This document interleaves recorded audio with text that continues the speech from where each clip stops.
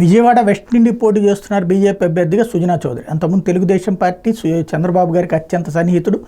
సరే, ఆయన ఐపీ పెట్టానంటూ డబ్బులు ఏదైతే అంటే తనకు సంబంధించినటువంటి అమౌంట్లలో ఒకళ్ళకి షూరిటీ ఇచ్చారు అంటే ఆ షూరిటీ కారణంగా 500 కోట్ల రూపాయలు ఆయన నుంచి స్వాధీనం చేసుకుంటే తన దగ్గరే 34 కోట్లే ఉన్నాయంటున్నారు. అది ఎట్లాగో తెలియదు.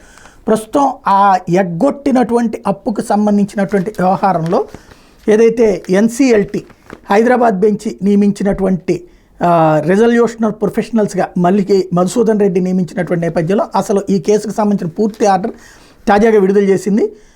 సుజన అంటే ఈ రుణగ్రహీత అప్పే తీసుకున్నారు. ఈయన ఆస్తుల క్రయ విక్రయాలు ఇతరుల పేరిట బదిలీ చేయడం లాంటివి చెల్లవని చెప్పింది.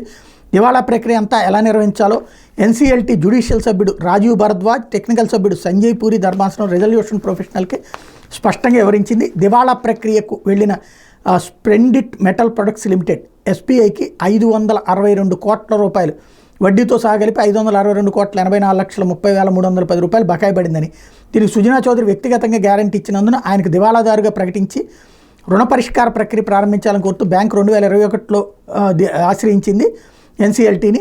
దీని మీద విచారించిన ఎన్సీఎల్టీ మధ్యంతర రెజల్యూషన్ ప్రొఫెషనల్గా ఐఆర్పీగా మధుసూదన్ రెడ్డి నియమించింది. వ్యక్తిగత హామీదారుకు రుణాల చెల్లింపు కోసం బ్యాంకు సమయం ఇచ్చిందని, అయినా చెల్లించడంలో ఆయన విఫలమయ్యారని ఐఆర్పీ నివేదిక అందజేశారు. పిటిషన్ అనుమతించి దివాళా ప్రక్రియను ప్రారంభించవచ్చని చెప్పారు. ఈ నివేదికను పరిశీలించి ఇరుపక్షాల వాదనలు విన్న ఎన్సీఎల్టీ తీర్పిచ్చింది. ఇందులో ప్రధాన అంశాలు ఏంటంటే సుజనా చౌదరి మీద దివాళా పరిష్కార ప్రక్రియ ప్రారంభిస్తున్నాం, ఆయన వ్యక్తిగత హామీదారుగా ఉన్నందున అన్ని అప్పుల మీద 180 రోజుల పాటు మారటోరియం వర్తిస్తుంది. ఈ టైంలో ఆయన తన ఆస్తుల క్రయ విక్రయాలు, ఇతరులకు బదిలీ వంటి లావాదేవీలు నిషేధం. మా ఉత్తర్వుల కాపీ ఎన్సీఎల్టీ వెబ్సైట్లో అప్లోడ్ చేసిన 7 రోజుల్లోగా సుజనాకి అప్పులు ఇచ్చిన వారి నుంచి వివరాలు కోరుతూ రెజల్యూషన్ ప్రొఫెషనల్ పూర్తి వివరాలతో పబ్లిక్ నోటీస్ జారీ చేయాలి.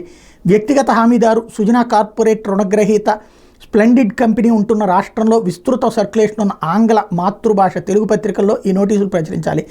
ఆ తర్వాత రుణదాతల క్లెయిములు సమర్పించేందుకు 21 రోజులు సమయం ఇవ్వాలి. 30 రోజుల్లోగా రెజల్యూషన్ ప్రొఫెషనల్ రుణదాతల జాబితా, ఇతర వివరాలన్నీ సిద్ధం చేయాలి. రుణదాతలకు ఎలా చెల్లింపులు చేస్తారో సుజనా చౌదరి నివేదిక ఇవ్వాలి. రుణదాతల జాబితా, సుజనా నివేదికను ఎన్సీఎల్టీ బెంచ్ అడ్జుడికేటింగ్ అథారిటీకి రెజల్యూషన్ ప్రొఫెషనల్ అందజేస్తారు. చివరి క్లెయిమ్ అందిన 21 రోజుల్లోగా ఈ ప్రక్రియ అంతా పూర్తి కావాలి. అప్పటి నుంచి 28 రోజుల్లోగా రెజల్యూషన్ ప్రొఫెషనల్ రుణదాతలతో సమావేశం ఏర్పాటు చేయాలి. ఈ సమావేశం అవసరం లేదని రెజల్యూషన్ ప్రొఫెషనల్ సిఫార్సు చేస్తే దానికి కారణాలు తెలపాలి. సుజనా నివేదికను రుణదాతలకు అందజేసి వారి అభిప్రాయం తీసుకుని ఆ వివరాలను ఎన్సీఎల్టీకి సమర్పించాలని పేర్కొంది. సుజనా చెల్లింపుల విధానానికి రుణదాతలు అంగీకరిస్తే అందరితో ప్రక్రియ ముగుస్తుంది. లేదంటే ఆస్తులు వేలం వేసి చెల్లించేలా దివాళా ప్రక్రియ ముందుకెళ్తుంది. అంటే ఈజీగా అర్థమయ్యే భాషలో చెప్పాలంటే, నా దగ్గర 1 కోటి రూపాయలు ఉంది అని సుజనా చౌదరి చెప్తే అవి తీసుకుని తలా 10 రూపాయలు పంచుకోవడానికి సిద్ధపడాలి అప్పులు ఇచ్చినటువంటి వాళ్ళు.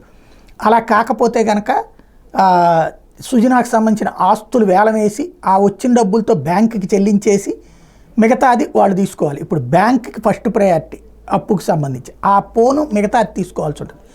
ఇక్కడ కేవలం సుజనా చౌదరి దగ్గర ఈ 500 కోట్లే ఉన్నాయా అంటే అదే సందేహం అనమాట.